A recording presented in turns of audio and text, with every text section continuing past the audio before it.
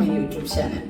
അപ്പോൾ ഇന്ന് നമ്മൾ വെറൈറ്റി ആയിട്ടുള്ള ഒരു കോണ്ടന്റ് ആയിട്ടാണ് വന്നിരിക്കുന്നത്. വെറൈറ്റി ആയിട്ടുള്ള ഒരു കോണ്ടന്റ് എന്ന ഉപരി എനിക്ക് കുറച്ച് കാര്യങ്ങൾ നിങ്ങളോട് സംസാരിക്കണം, നമുക്ക് അങ്ങോട്ടും ഇങ്ങോട്ടും കുറച്ച് സംസാരിക്കാം എന്നുള്ളൊരു മൂഡിലാണ് ഞാൻ ഇന്ന് വീഡിയോ എടുക്കാമെന്ന് വിചാരിച്ചത്. കാരണം നമ്മുടെ ലൈഫ് തന്നെ ചേഞ്ച് ചെയ്യുന്ന ഒരുപാട് കാര്യങ്ങൾ നമ്മൾ വായിച്ചറിഞ്ഞിട്ടുണ്ടായിരിക്കും. പലരും പല രീതിയിൽ, ചിലർ വായിച്ചിട്ടായിരിക്കാം, ചിലർ സോഷ്യൽ മീഡിയയിലൂടെ ആയിരിക്കാം, പല രീതിയിലായിരിക്കും ചിലർ അങ്ങനത്തെ കാര്യങ്ങളിൽ എത്തിപ്പെടുന്നത്. ഞാൻ ഏറ്റവും കൂടുതൽ ഞാൻ ഡെസ്ക് ആവുന്ന സമയത്ത്, അല്ലെങ്കിൽ ഞാൻ ഭയങ്കര സ്ട്രെസ്ഡ് ആവുന്ന, ആൻസൈറ്റി ആയിരിക്കുന്ന സമയത്ത് ഞാൻ ഏറ്റവും കൂടുതൽ എന്നെ റിലീഫാക്കാൻ എടുക്കുന്നത് വായിക്കുക എന്നുള്ളൊരു ഓപ്ഷനാണ്. എനിക്കങ്ങനെ വായിച്ചിട്ട് ഒരുപാട് കാര്യങ്ങൾ എൻ്റെ ലൈഫിൽ ചേഞ്ചസ് വരുത്താൻ പറ്റിയിട്ടുണ്ട്. കുറച്ചും കൂടി സെൽഫ് മോട്ടീവായിട്ട് പോകാൻ സാധിക്കുന്നുണ്ടെന്ന് ഇപ്പം എനിക്ക് വിശ്വാസമുണ്ട്. അപ്പം എനിക്ക് തോന്നി നിങ്ങളായിട്ട് അങ്ങനത്തെ കുറച്ച് കാര്യങ്ങൾ ഷെയർ ചെയ്യാമെന്ന് എനിക്ക് തോന്നി. ഞാൻ വായിച്ച ചില കാര്യങ്ങൾ ഷെയർ ചെയ്ത് കഴിഞ്ഞ് കഴിഞ്ഞാൽ നിങ്ങൾക്ക് അത് ലൈഫിൽ കുറച്ചും കൂടി ഹെൽപ്ഫുൾ ആവുകയാണെന്നുണ്ടെങ്കിൽ കുറച്ചും കൂടി നല്ലതല്ലേ എന്ന് തോന്നി. ഇന്നത്തെ കാലത്ത് ശരിക്കും പറഞ്ഞു കഴിഞ്ഞാൽ നമ്മുടെ ചുറ്റുപാട് നോക്കിയാൽ തന്നെ നമുക്ക് മനസ്സിലാവും.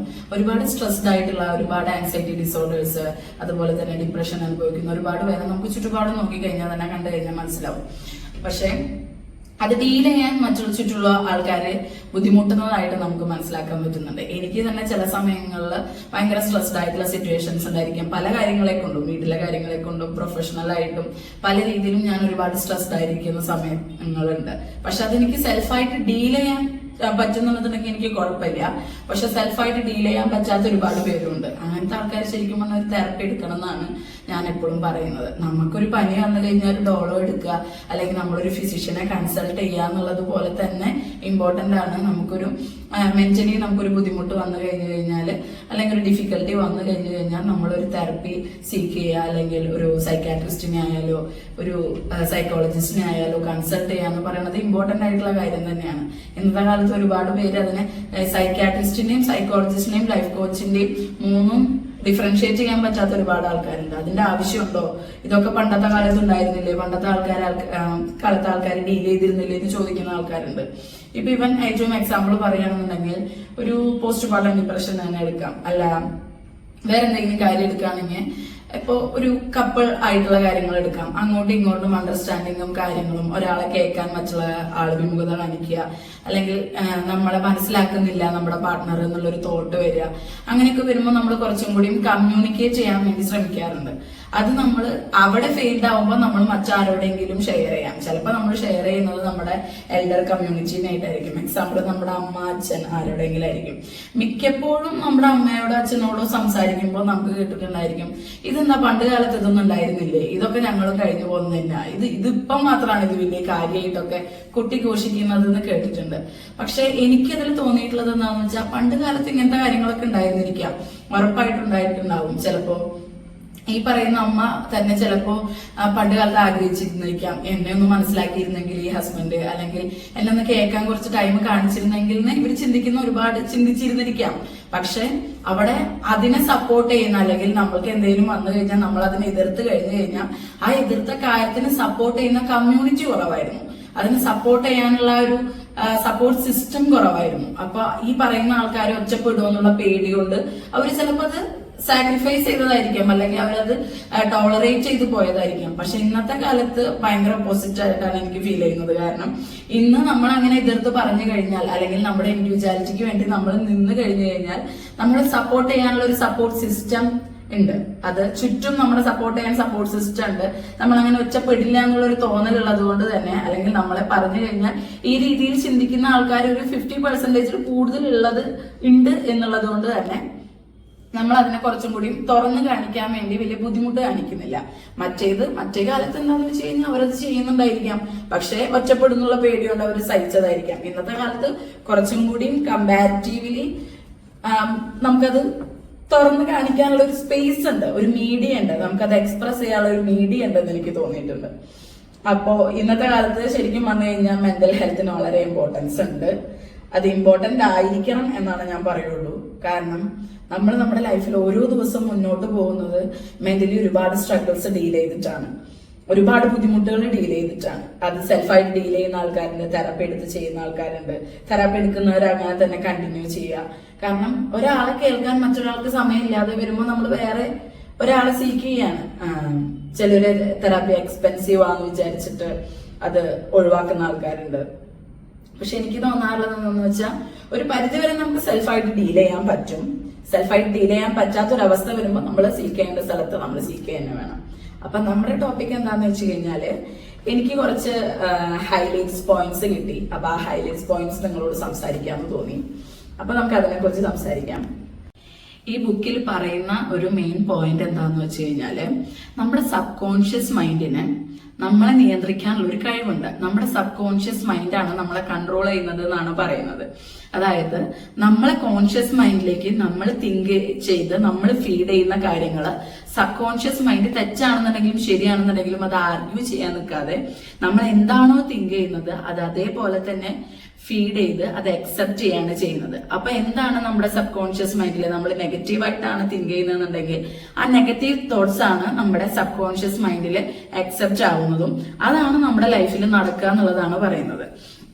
ഇപ്പം ഇതിൽ പറയുന്ന ഫസ്റ്റ് പോയിന്റ് എന്ന് പറഞ്ഞു കഴിഞ്ഞാൽ think good follows, think able follows. അതായത് നമ്മൾ നല്ലത് ചിന്തിച്ചു കഴിഞ്ഞാൽ നല്ലത് നമ്മളെ ഫോളോ ചെയ്യും. ഇപ്പം ഞാൻ ചിന്തിക്കുകയാണ് എനിക്ക് ഇന്ന് ഇത്ര ഏൺ ചെയ്യാൻ പറ്റും എന്നുള്ളൊരു പോസിറ്റീവ് തോട്ട്സ് ഞാൻ പോസിറ്റീവ് തോട്ടായിട്ട് ഞാൻ ചിന്തിക്കുകയാണെന്നുണ്ടെന്നുണ്ടെങ്കിൽ എന്റെ സബ് കോൺഷ്യസ് മൈൻഡ് അതിനെ ആർഗ്യൂ ചെയ്യാനോ അല്ലെങ്കിൽ നിനക്ക് ഇങ്ങനെ ഏൺ ചെയ്യാൻ പറ്റില്ല അങ്ങനെ പറയാനോ നിൽക്കില്ല. സബ് കോൺഷ്യസ് മൈൻഡ് നമ്മൾ എന്താണോ കോൺഷ്യസ് മൈൻഡിലേക്ക് ഫീഡ് ചെയ്യുന്നത് അത് അതേപോലെ തന്നെ സബ് കോൺഷ്യസ് മൈൻഡ് അക്സെപ്റ്റ് ചെയ്യുന്നു.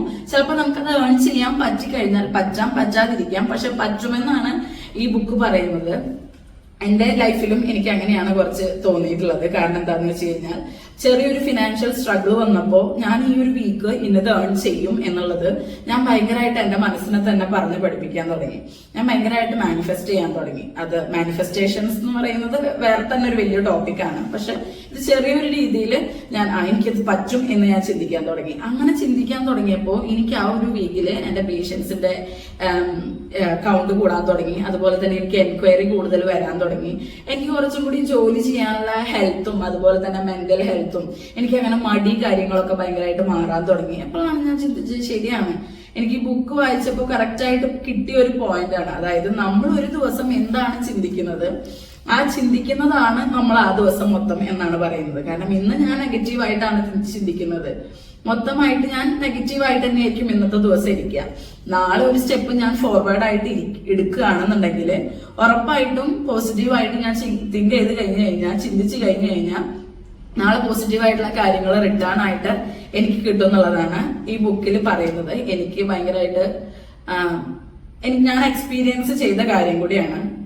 അപ്പോ മാക്സിമം നമ്മളെ തന്നെ കൂടുതൽ നല്ല രീതിയിൽ ചിന്തിക്കാൻ നോക്കുക. വളരെ മോശമായിട്ട് ചിന്തിക്കാതെ നമ്മളെ തന്നെ കുറച്ചും കൂടി സെൽഫ് മോട്ടീവ് ആക്കാൻ നോക്കുക. കാരണം നമ്മൾ ഓക്കെ ആണ്, അല്ലെങ്കിൽ ഞാൻ ഇന്ന കാര്യത്തിന് പെർഫെക്റ്റ് ആണ്. ചില കാര്യങ്ങളിൽ നമുക്ക് ആ ഒരു സെൽഫ് കോൺഫിഡൻസ് ഇല്ല.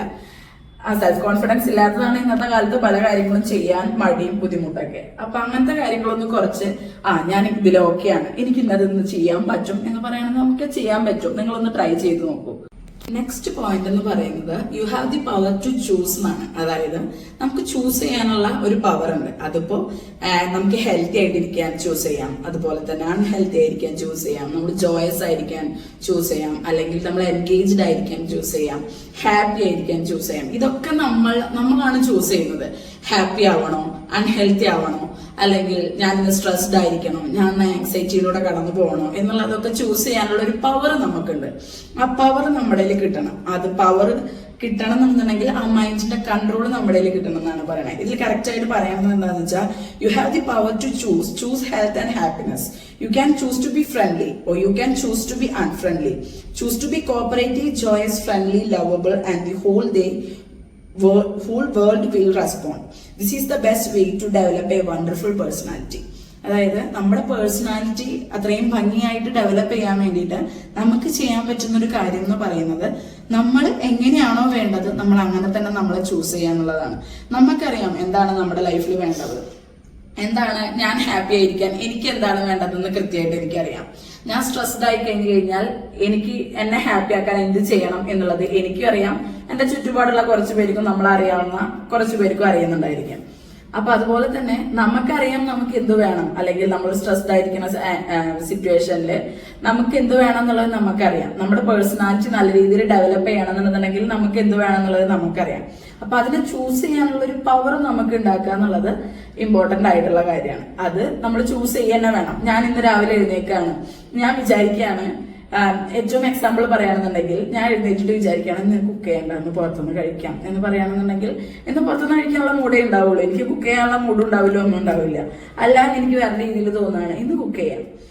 ഇന്ന് കുക്ക് ചെയ്ത് കഴിഞ്ഞാൽ എനിക്ക് വീഡിയോ എടുത്തു കഴിഞ്ഞ് കഴിഞ്ഞാൽ എനിക്കത് വേണമെങ്കിൽ ഇൻസ്റ്റാഗ്രാമിൽ പോസ്റ്റ് ചെയ്യാം, അല്ലെങ്കിൽ യൂട്യൂബിൽ പോസ്റ്റ് ചെയ്യാം, എനിക്ക് ഷോർട്സ് ആയിട്ട് ഇടാം. അവിടെ 2 ബെനിഫിറ്റ് വരാണ്. എനിക്കൊന്ന് കുക്ക് ചെയ്ത് വീട്ടിൽ നിന്ന് കഴിക്കാൻ പറ്റുകയും ചെയ്യും.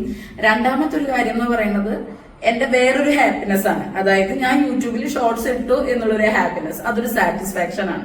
അപ്പോൾ നമ്മൾ ചൂസ് ചെയ്യുന്നത് 2 തരത്തിലാണ്. എനിക്ക് ആദ്യം വേണമെങ്കിൽ ചൂസ് ചെയ്യാം, അന്നത്തെ ഒരു ദിവസം മൊത്തം എനിക്ക് മടി പിടിച്ചിരിക്കാം, ഒന്നും ചെയ്യാതെ വെറുതെ ഇരിക്കാം. പക്ഷെ ഒന്നും ചെയ്യാതെ വെറുതെ ഇരിക്കുന്നത് തെറ്റാന്നല്ല ഞാൻ പറയുന്നത്. അങ്ങനെയും ചില ദിവസങ്ങളിൽ ഇരിക്കണം. നമ്മളൊന്ന് ഡെവലപ്പ് ആയി ഇരിക്കാൻ വേണ്ടിയിട്ട് ഒരു ദിവസം ഒരു സ്റ്റെപ്പ് ബാക്കോട്ട് വെക്കുന്നത് നല്ലത് തന്നെയാണെന്നാണ് എനിക്ക് തോന്നിയിട്ടുള്ളത്. മാക്സിമം നമ്മൾ എത്ര കാമായിട്ടിരിക്കുന്നോ അത്രയും തന്നെ നമുക്ക് മുന്നോട്ട് വരാൻ അടുത്ത ദിവസം നമുക്ക് പറ്റുന്നുള്ളതാണ് എനിക്ക് എക്സ്പീരിയൻസ് ചെയ്തുള്ളതിൽ പറയുന്നത്. ഞാൻ എക്സ്പീരിയൻസ് ചെയ്തിട്ടുള്ള കാര്യങ്ങളാണ് പറയുന്നത്. അത് എല്ലാവർക്കും എല്ലാ രീതിയിലും കണക്ട് ആവണമെന്നില്ല. അപ്പം നമുക്കത് ചൂസ് ചെയ്യാനുള്ള കഴിവുണ്ട്. അതാണ് ഞാൻ പറഞ്ഞു വന്നത്. അപ്പൊ നമ്മൾ ചൂസ് ചെയ്യാം ഇന്നത്തെ ദിവസം എന്തായിരിക്കണം. ഞാൻ പ്രൊഡക്റ്റീവ് ആയിരിക്കണം, ഞാൻ ക്രിയേറ്റീവ് ആയിരിക്കണം, ഞാൻ ലേസി ആയിരിക്കണം. ഇതൊക്കെ നമ്മൾ ചൂസ് ചെയ്യാം. നമ്മുടെ സബ് കോൺഷ്യസ് മൈൻഡിൽ അതിന് കഴിവുണ്ട്. നമ്മൾ എന്ത് അങ്ങോട്ട് കൊടുക്കുന്നു, നമ്മൾ എന്താണോ നമ്മൾ ഉള്ളിലേക്ക് എടുക്കുന്നത്, അതിനെ നമുക്ക് തിരിച്ചു കിട്ടുമെന്നാണ് സബ് കോൺഷ്യസ് മൈൻഡ് പറയുന്നത്. സോ നമുക്ക് ഇപ്പോഴും പോസിറ്റീവായിട്ട് ചിന്തിച്ച് നമുക്ക് ബെനിഫിറ്റ് ഉണ്ടാക്കുന്ന കാര്യങ്ങൾ തന്നെ നമുക്ക് ഉള്ളിലേക്ക് എടുക്കാം.